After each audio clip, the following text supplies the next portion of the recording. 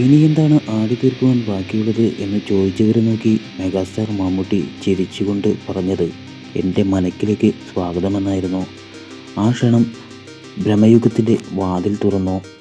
തിയേറ്ററുകളിലേക്ക് ജനം ഒഴുകി.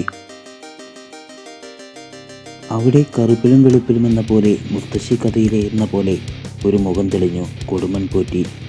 ക്രൂരതയുടെ അധികാരബോധത്തിൻ്റെ ആൾരൂപമാണ് പോറ്റി. കണ്ണുകളുടെ ചലനങ്ങളിലും പുരികക്കൊടികളുടെ അനക്കത്തിൽ പോലും അത് വ്യക്തമായി തെളിഞ്ഞു കാണാം. കൂട്ടത്തിൽ കാണികളുടെ നോട്ടം ആദ്യം തറച്ചതാകട്ടെ കൊടുമൺ പോറ്റിയുടെ അഴുക്കും കറിയും പുരണ്ട വൃത്തികെട്ട പല്ലുകളിലും. മുല്ലമുട്ടുകൾ പോലെയുള്ള ആ പല്ലിനെ ഇങ്ങനെയാക്കിയതിച്ചിരി കടുപ്പമായി കേട്ടോ എന്ന ആരാധകരുടെ സങ്കടം പറച്ചിൽ കേൾക്കുമ്പോൾ ദന്ത ചികിത്സകൻ ഡോക്ടർ ചെറിയാൻ കെ എബ്രഹാം ഒരു ചിരിയോടെ പറയുന്നു, സത്യം, നന്നായി മെനക്കെട്ടാണ് ആ പല്ലൊരുക്കിയത്. കേരളത്തിലെ പ്രശസ്ത ദന്ത ചികിത്സകനും സ്മൈൽ കെയർ വിദഗ്ധനുമായ ഡോക്ടർ ചെറിയാൻ കെ എബ്രഹാം മമ്മൂട്ടിയുമായി അടുത്ത സൗഹൃദം സൂക്ഷിക്കുന്നയാളാണ്. കറുത്ത പക്ഷികൾ എന്ന സിനിമയിൽ മമ്മൂട്ടിയുടെ കഥാപാത്രത്തിനായി പല്ലുകളൊരുക്കിയതും ഡോക്ടർ ചെറിയാനാണ്. ഭ്രമയുഗത്തിൻ്റെ ചർച്ചകൾ തുടങ്ങി കഥാപാത്രത്തിൻ്റെ രൂപത്തെക്കുറിച്ചുള്ള ധാരണയായപ്പോൾ മമ്മൂട്ടി ഡോക്ടർ ചെറിയാനെ വിളിച്ചു. ചെറിയാനെ, എനിക്കൊരു പല്ലുണ്ടാക്കി തരണം.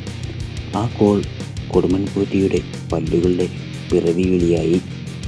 മമ്മൂക്കയ്ക്ക് പെർഫെക്ഷൻ വളരെ പ്രധാനമാണ്. പല്ലുണ്ടാക്കാൻ ഞാൻ മതിയെന്ന് സംവിധായകരോടും മറ്റും അദ്ദേഹം പറഞ്ഞു.